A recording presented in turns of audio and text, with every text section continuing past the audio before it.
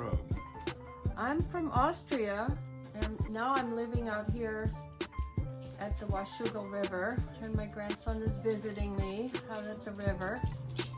And he wanted me to tell a little bit about where I'm from and how I got to be here.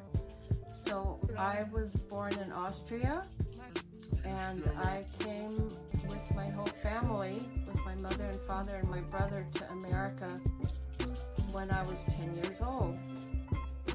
Living was pretty hard in Austria after the war, because Germany and Austria lost, so economically it was pretty depressed.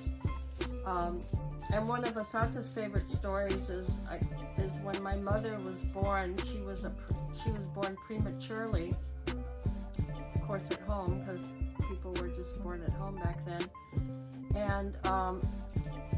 And she was so small that they put her with a whole bunch of cotton blankets and stuff in a shoebox, and they kept her in the oven with the oven door open, but they kept her in the oven at a really low temperature to keep her warm, because they didn't have incubators in the home. So, and that, I guess, was an interesting story to him. How did you end up in California? Well, first we went to Milwaukee, where my grandmother was already in America, and so we stayed with her. And then my Aunt Heidi, my mother's sister, she had moved out to Los Angeles because she married a German guy and he wanted to be a movie star, so they moved to Hollywood. She was actually a Playboy foldout in 1963, so she's still pretty famous. She still gets fan mail, and she's now 80 years old, so that's pretty interesting. Going back to World War II, what were your parents doing during that Well, time? in World War II, which was before I was born in 1949, my dad was a German soldier. He wasn't a Nazi, he was just a soldier. I mean, there was sort of the infantry people who got sent off to the battlefields and stuff. He was a soldier, and when his whole battalion was getting shipped to the Russian front, he got ill. He got yellow fever, and so he was in the hospital. And one of the army doctors found out that my dad knew how to type, and that he knew stenography, and he had office skills. So when my dad got better, this army doctor commandeered him to be his secretary, kind of, to do his correspondence and do his typing for him.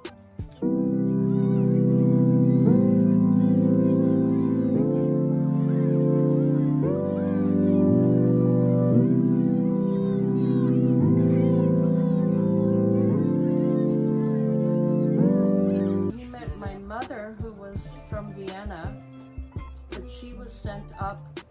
All the young people, in the with the German army and stuff, all the young people had to serve, even the women.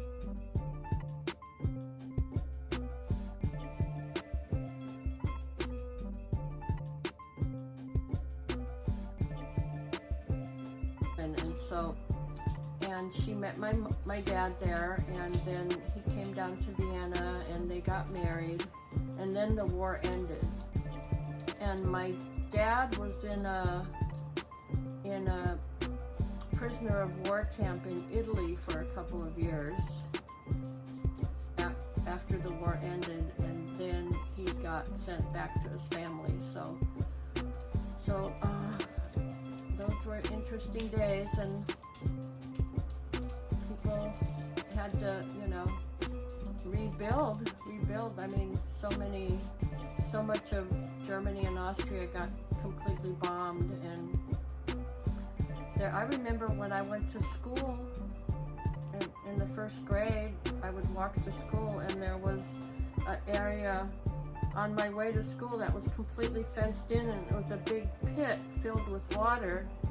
Well, it was a bomb pit. It was a pit that had been bombed, and a lot of these pits still had active bombs in them and stuff, so they fenced them off, and not until later did they disarm whatever there was left and fill in the holes and stuff. So the signs of war were still there, and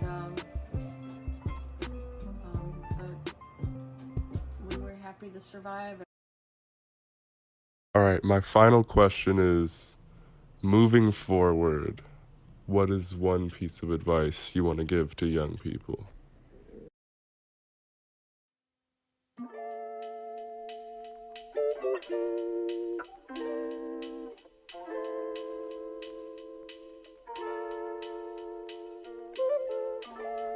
The whole universe is within you, and you are powerful and unstoppable.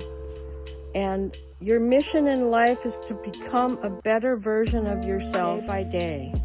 And to do that, you need to question and find solutions to your own problems, and trust your own guidance system inside of you. Trust your heart, trust your gut, and trust what you need to know to find the best solutions for yourself and for the world. You got this. Go for it, kids.